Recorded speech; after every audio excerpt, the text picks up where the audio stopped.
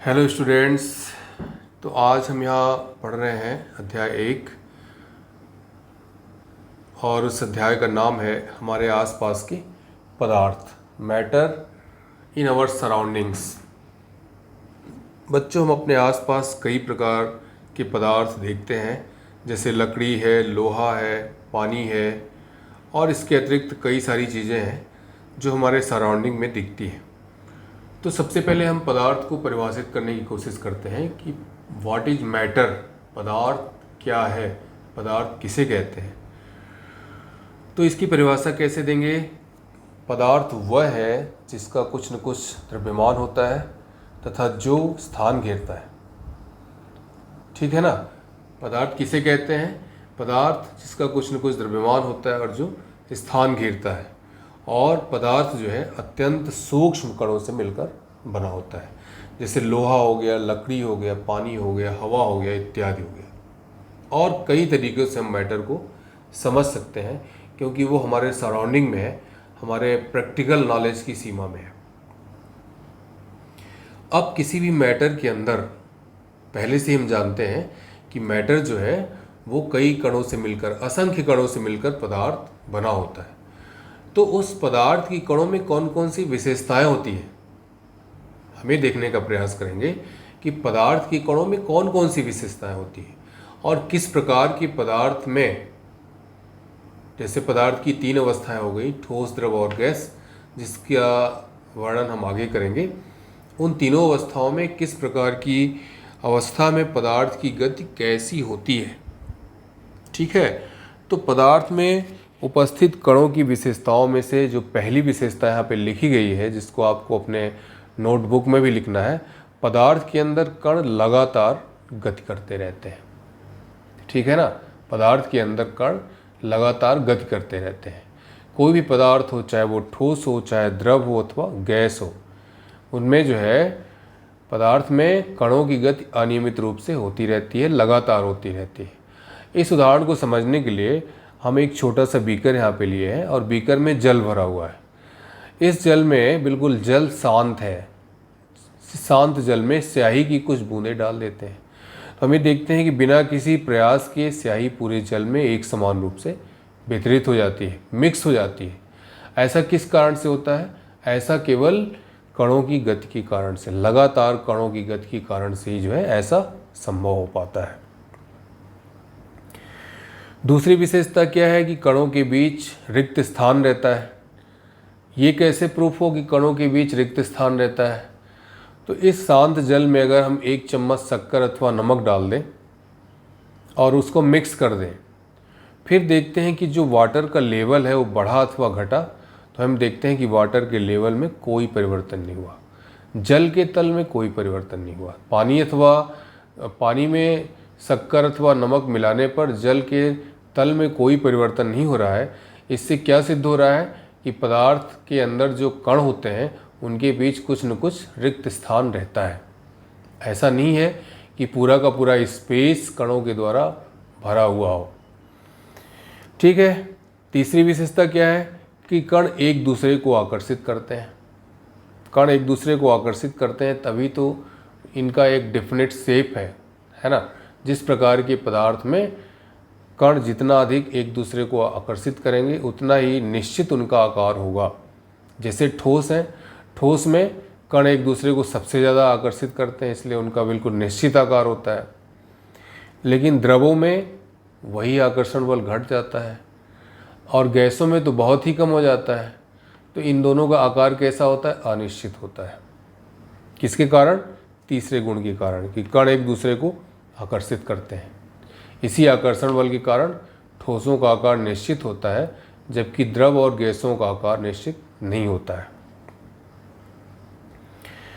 चौथे में क्या है कि कणों की गति जो है ठोसों में सबसे कम, द्रवों में अधिक और गैसों में सर्वाधिक होती है ना?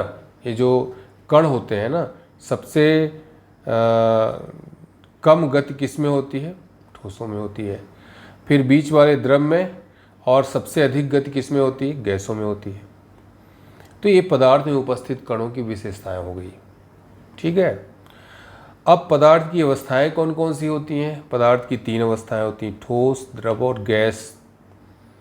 तीनों अवस्थाओं के अलग अलग गुणधर्म हैं। इसके अलावा 2 और अवस्थाएं होती हैं जिनको हम बाद में देखेंगे। अभी हम ठोस, द्रव और गैस, इन 3 अवस्थाओं के जो है कुछ गुणधर्म होते हैं उनको हम देखते हैं। जैसे ठोस की बात करते हैं तो ठोस के कौन कौन से गुणधर्म होंगे? पहला तो इनका आकार निश्चित होता है ना, डेफिनेट शेप होता है। इनकी एक निश्चित बाउंड्री होती है। ये दबाए नहीं जा सकते, यानी कि इनकम्प्रेसिबल होते हैं, ठीक है ना। ठोसों को दबाया नहीं जा सकता है। संपीड्यता उसको बोलते हैं। संपीड्यता का गुण नगण्य होता है इसमें, ठीक है ना। लेकिन द्रवों का आकार कैसा होता है? निश्चित नहीं होता है। जिस प्रकार के पात्र में आप द्रव को डाल देंगे उसी पात्र का आकार जो है द्रव ग्रहण कर लेगा। इसी तरह से गैसों का भी आकार निश्चित नहीं होता है। तो द्रव और गैसों के आकार जो है अनिश्चित होते हैं। इनकी बाउंड्री भी निश्चित नहीं होती है। जिस प्रकार के पात्र में हम रखेंगे जो है उसी प्रकार का आकार ये ग्रहण कर लेंगे। द्रवों में संपीड्यता का बहुत अल्प गुण होता है, लेकिन ठोसों में सर्वाधिक होता है। जो गैसों में जो है संपीड्यता का गुण सर्वाधिक होता है, मतलब सबसे अधिक जो है संपीड्य कौन होते हैं? गैस होते हैं। गैसों को सबसे अधिक दबाया जा सकता है, इसलिए इनमें संपीड्यता का गुण सर्वाधिक होता है। तो ये तो पदार्थ की 3 अवस्थाएं हैं। इन अवस्थाओं को आप एक कॉलम बनाएंगे, जैसे अंतर लिखते हैं। एक कॉलम में ठोस होगा, एक कॉलम में द्रव होगा और एक कॉलम में गैस हो गया। इन अवस्थाओं की कंपैरेटिव स्टडी हम अपने नोटबुक में लिखेंगे। तो पदार्थ किसे कहते हैं? पदार्थ में उपस्थित कणों की विशेषताएं कौन कौन सी होती हैं और पदार्थ की अवस्थाएं कौन कौन सी हैं। अब अगला जो टॉपिक है वो है पदार्थ की अवस्था में परिवर्तन। कितने प्रकार से हम पदार्थ की अवस्था में परिवर्तन कर सकते हैं।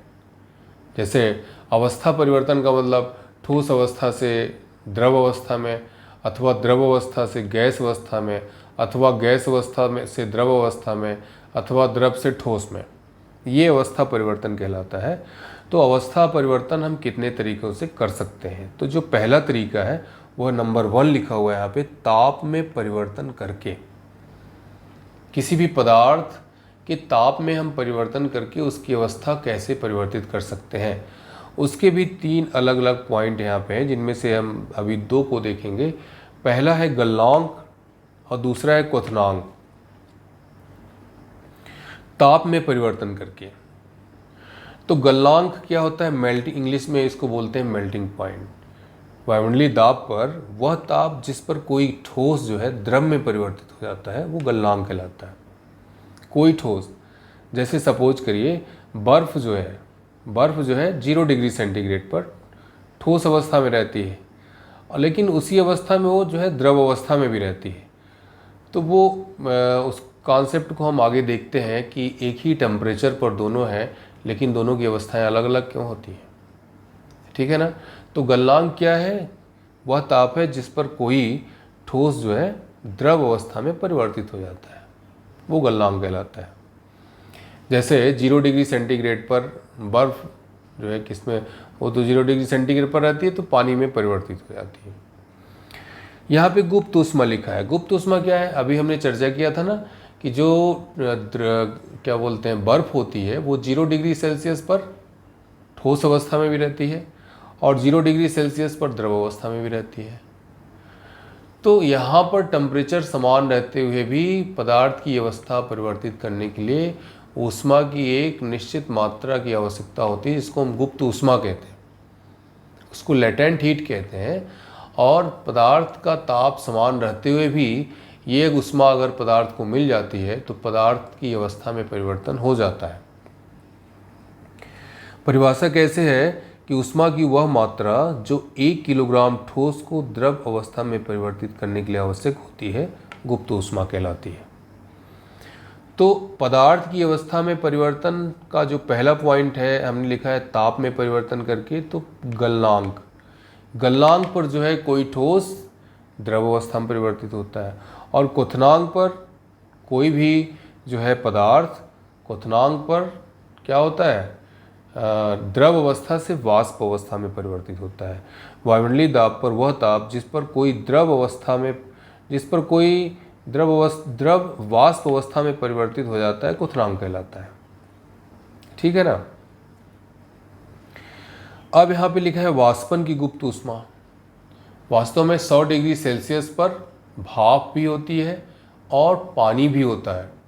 पानी का टेम्परेचर भी 100 डिग्री सेल्सियस होता है और 100 डिग्री सेल्सियस पर जो है भाप भी होती है।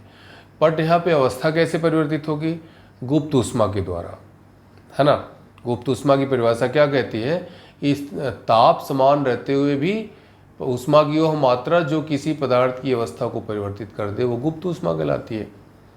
तो गुप्त ऊष्मा के द्वारा जो है या उसके कारण जो है एक ही टेम्परेचर पर पदार्थ की दो अवस्थाएं संभव है।